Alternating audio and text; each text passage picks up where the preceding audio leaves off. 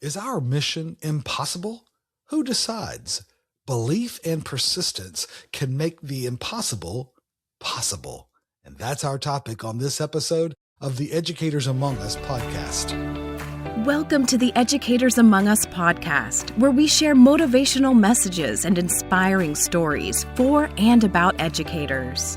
Your host, Scott Barron, is author of the critically acclaimed book, Love 'Em and Lead 'Em, and provides powerful insights and wisdom for those who heed the call to teach, coach, lead, and serve at all levels of education.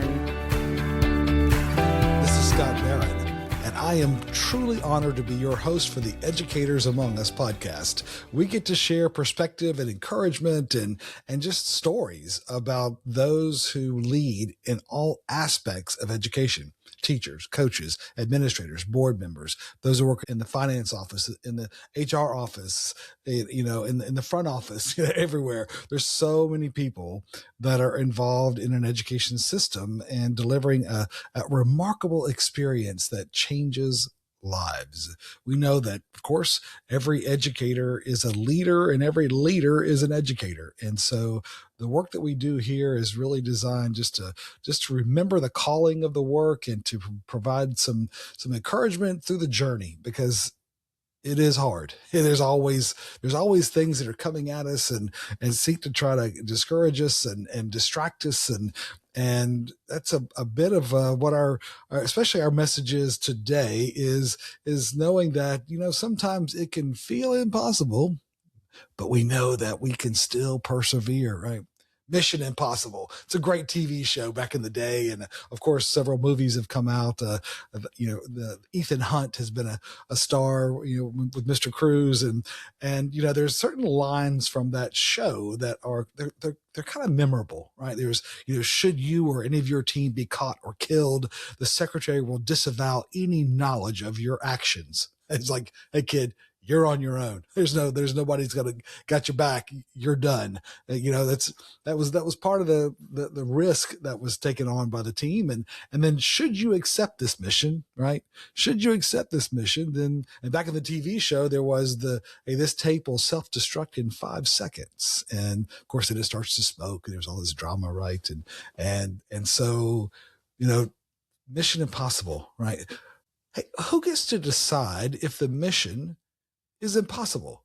Have you thought about that? I mean, because some people I've seen take on some really things that I would consider impossible, and yet they make it possible.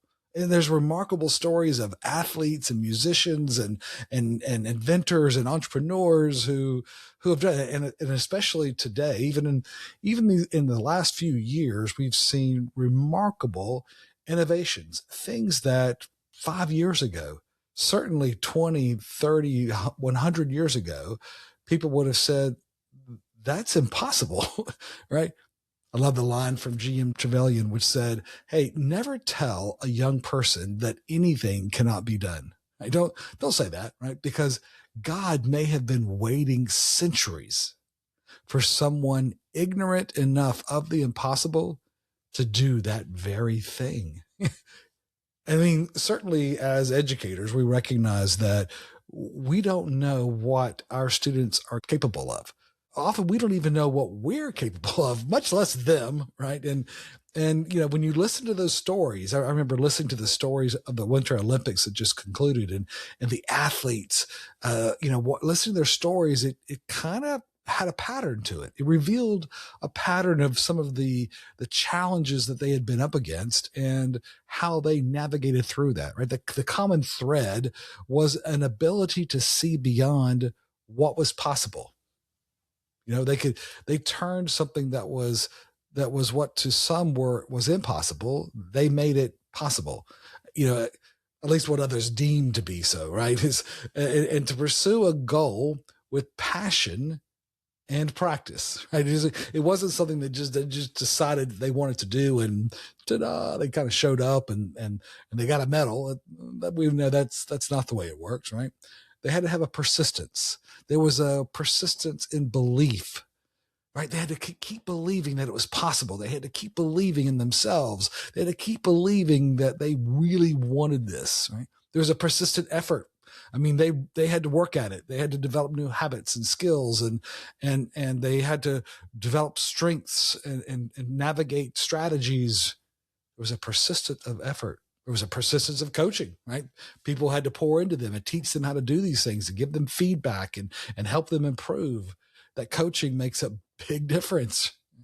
Persistence of development. I mean, they had to keep growing. They had to keep learning. They had to keep, developing mentally and physically and psychologically, right? There's so many things that go into competing at that high level. And that's it's part of the journey, right? Mountains aren't conquered in the peaceful tranquility of the valley. The meadows that are there, maybe the creeks, and there's a calm, right? That's not where mountains are conquered. You got to get up on the mountain. You got to take the hard steps. You've got to endure the hardships as well. Painful resistance is essential to grow the muscles and the mindset of a champion. It takes an unusual level and yet a simple commitment of persistence, right? Some of the world's greatest feats were accomplished by people not smart enough to know they were impossible, right? That's Doug Larson said some of the world's greatest feats were accomplished by people who they just weren't smart enough. They were ignorant enough to know they were impossible, right? It's kind of ignorant possibilities. They didn't know any better, so they went for it. It's interesting, right? Believing it's impossible makes it so.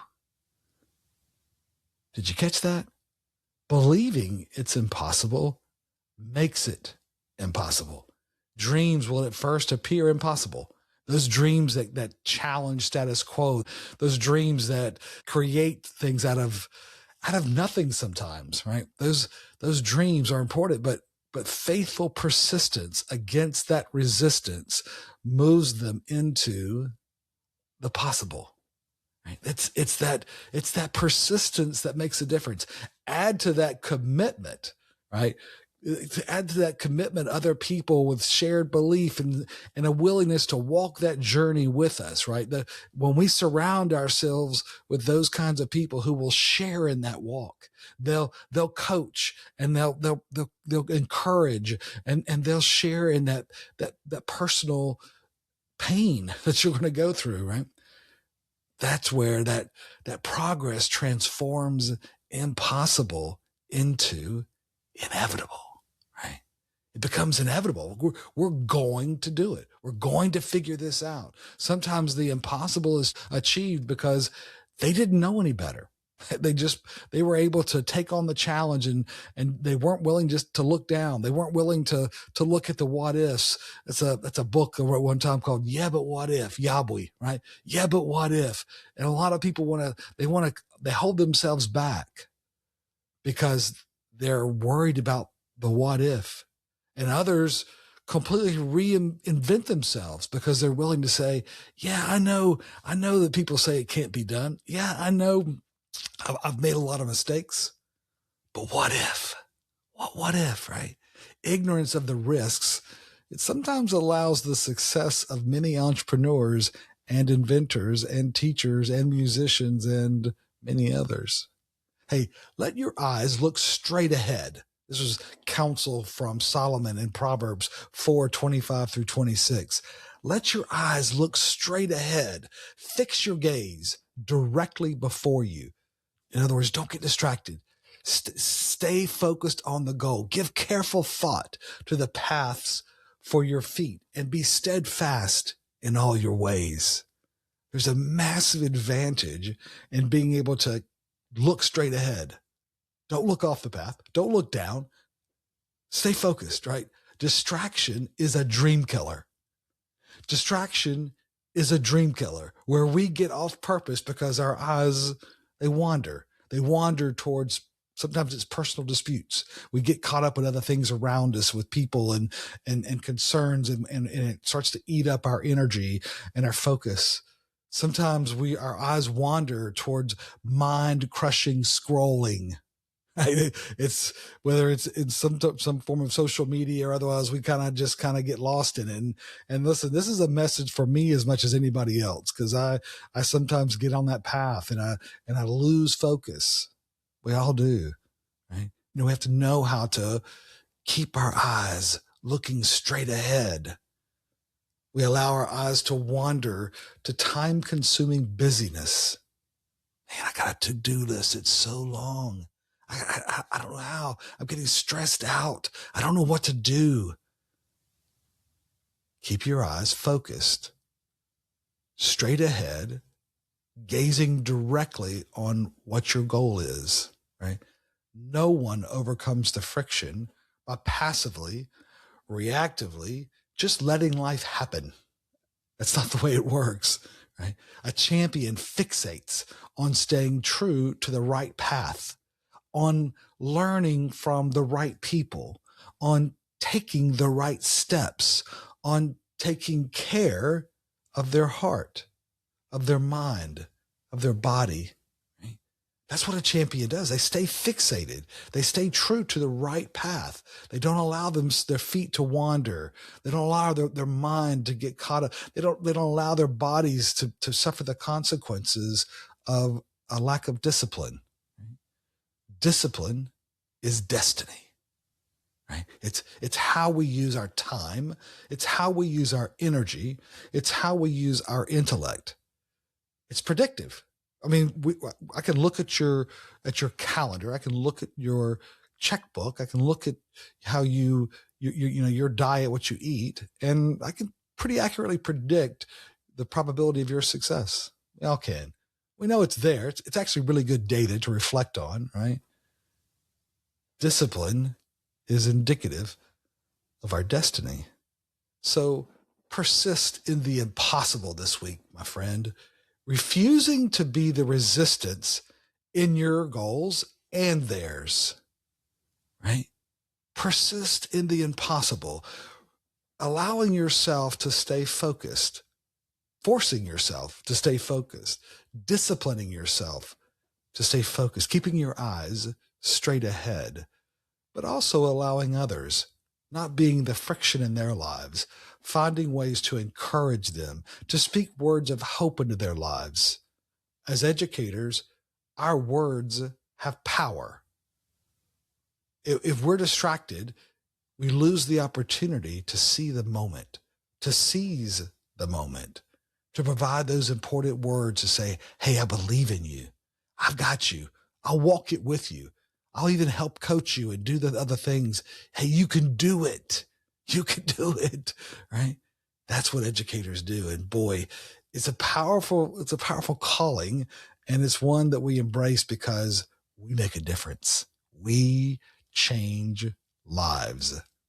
And thank you. Thank you for your commitment to that work, for being a part of this community, the Educators Among Us podcast. We're well over 150 episodes now. And of course, we're into the spring season. The time has just changed. Got a lot of stuff going on. And in the United States now, we have a longer day in the afternoon. The morning's a little darker, but now the days get longer, of course. And it's a whole new day, right? As we start the last part of the season for this school year, and everybody's making a lot of preparations for next year as well. It gets complicated. There's just so many decision things that are happening, and people going different directions. And of course it sometimes feels impossible, but we can do it. And hopefully this provides some perspective for you. And hey, I'd love for you to share the story of Educators Among Us with others that are in your network of influence, with other teachers. And we've got the Love 'em and Lead 'em book available. Also, it's on sale on Amazon right now. And so we'd love to have you check that out. It's a great gift for those that are in your life that are educators at different levels. Hey, it's a collection of some of these weekly encouragements that we've shared over the years. And get all kinds of feedback. I was at a conference this week where they said, man, I use your book all the time. And some of the weekly emails, because it's just a really vital part of our professional development and encouragement that we provide to our team. So that's why we created. We're so thrilled that you're able to use these tools for encouragement for your educators. A coaching question to ask yourself at the end of each day: Did I do my best to persist in the impossible today?